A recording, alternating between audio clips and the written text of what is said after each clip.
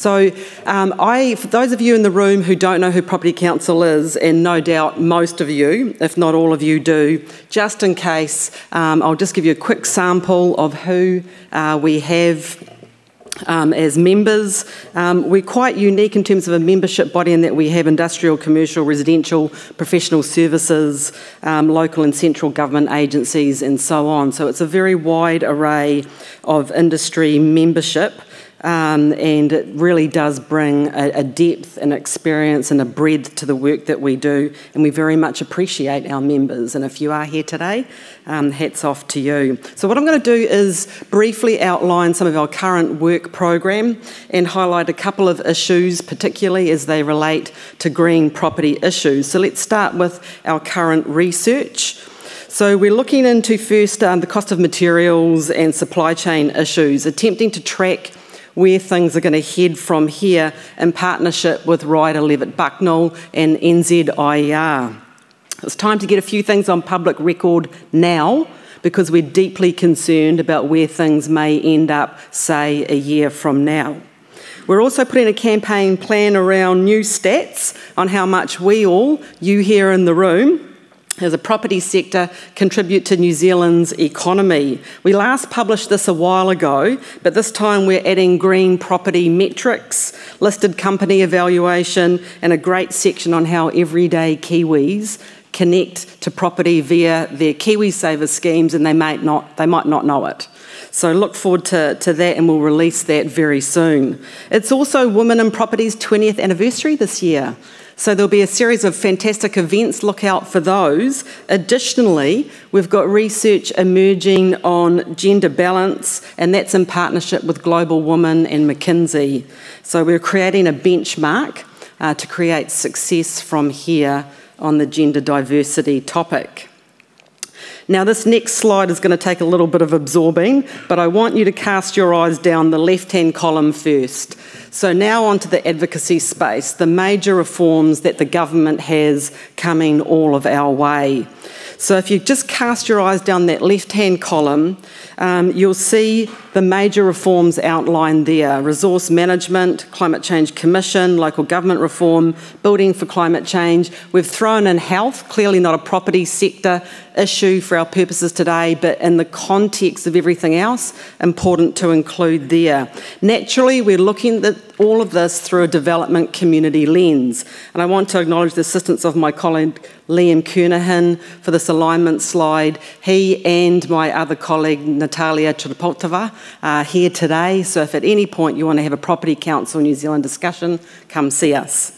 Now, I don't have time to detail our work and our campaigns on each of those major reforms, but I thought it best to pose a series of questions when you look at that time frame, which is essentially 18-month, 2-year window. It's an impressive lineup of change, and we acknowledge the intent by the government to address what is some serious, long-standing lack of progress in these areas. But here's what we're thinking. The obvious opening thought is that the resource management reform program is so intertwined with everything else on that slide that it should be more joined up with them. And it would very much help to know any details at all on the Climate Change Adaptation Act, even at this early stage. Speaking of joining up, how exactly will the first and second bills that we know are coming in the RMA space, their acronyms are the NBA and the SPA, how will they talk to each other? We recently met with Minister Parker, and he was okay to admit that he wasn't sure at that stage how they would talk to each other. There's a very real possibility that the RMA timeline is a bit ambitious. Will we see the draft exposure this month? We're not sure.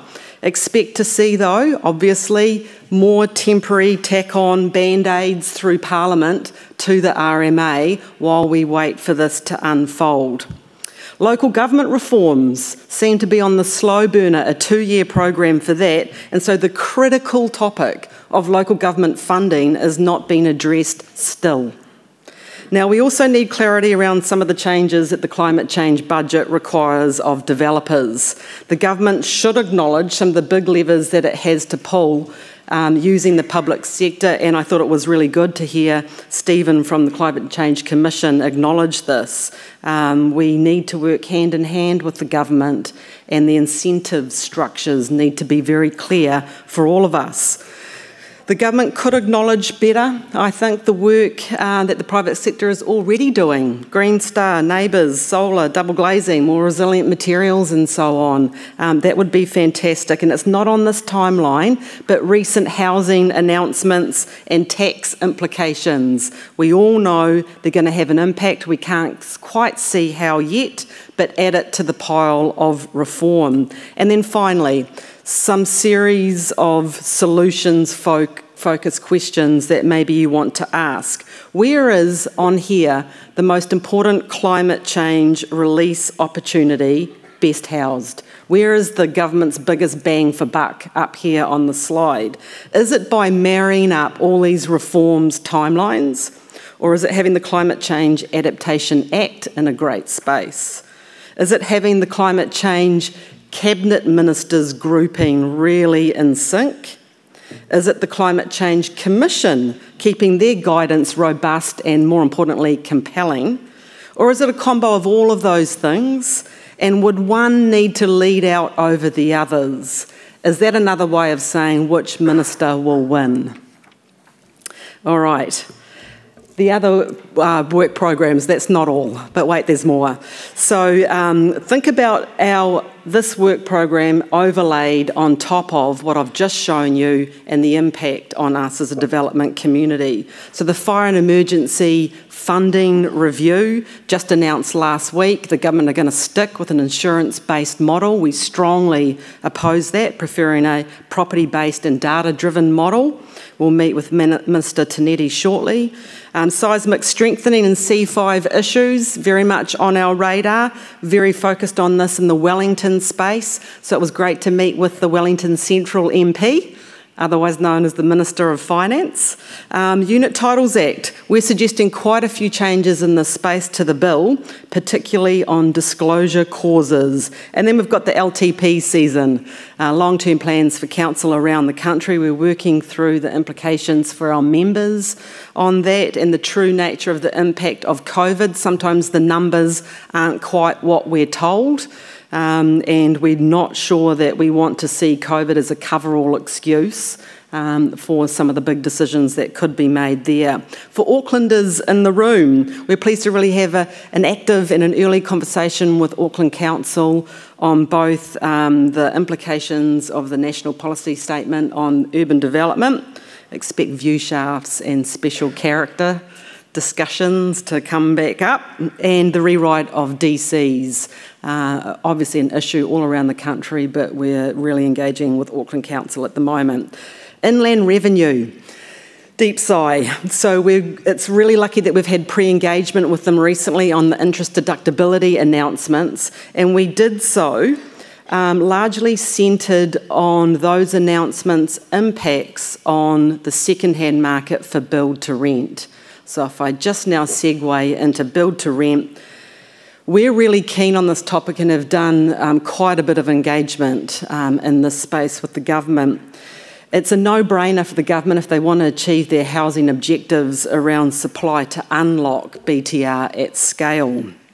It won't entirely fix the shortfall, but it'll absolutely be a great gap filler in many ways. So scale, to unlock scale, you need liquidity, and we don't have all the answers found amongst domestic capital here in New Zealand. So we thought that the only battle would be around the Overseas Investment Act, continued battle in that space, and changes to see large overseas institutional investment. But now with the interest deductibility matter, that's taken a top seat with what we're talking about with the government. We're part of a small reference group with HUD, and it's been a fantastic series of engagement there.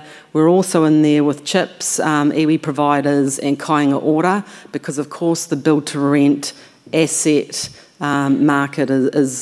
product market is very broad.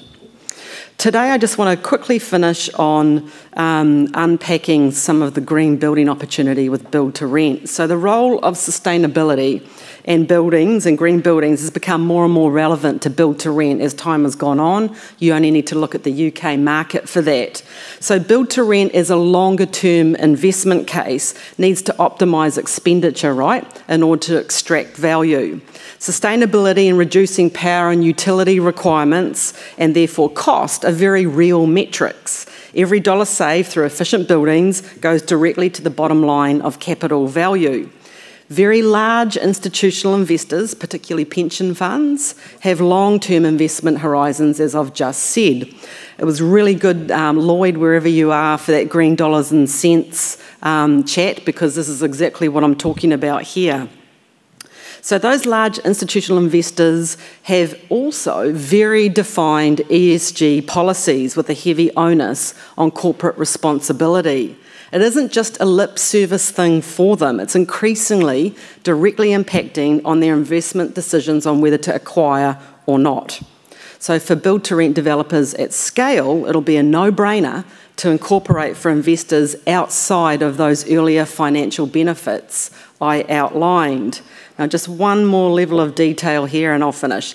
Now, for the more investors at scale who see green buildings as crucial, the more likelihood of a price differential in terms of the multiplier paid on income for the very best sustainable developments. We may yet see, we hope, a lower yield capitalisation rate being accepted for green buildings, given the long-term investment horizons, than a lesser alternative, which will impact the capital value difference even more. So we've got some potential real excitement in this space. Our interactions with the Minister of Housing are that she's keen, but we do have those couple of barriers that I mentioned earlier that we're just working through at the moment. If you're interested, next week we have a Build to Rent 101 webinar that we're running for our members. We'd love to see you there online. Thank you for your time. I'm going to sit down and we're going to hear from Davina at Green Building Council in Australia. Thank you.